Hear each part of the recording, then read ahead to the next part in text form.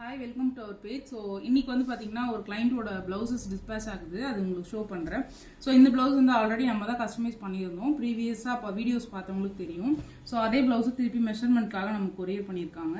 So இந்த blouse வந்து பார்த்தீங்கன்னா சேம் அதே பேட்டர்னில் நம்ம இங்கே மட்டும் பிளெயின் சில்க் காட்டனில் க்ரீன் கலரில் ஒர்க்கு சில்க் த்ரெட்டில் ஒர்க் கொடுத்துட்டு ஆரி கம்பைன் பண்ணி ஸ்லீவ் எட்ஜஸில் ஹேங்கிங் கொடுத்துருக்கோம்.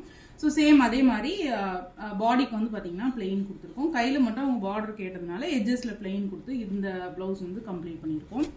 ஸோ இந்த ப்ளவுஸும் வந்து பார்த்தீங்கன்னா சேம் அதே தான்.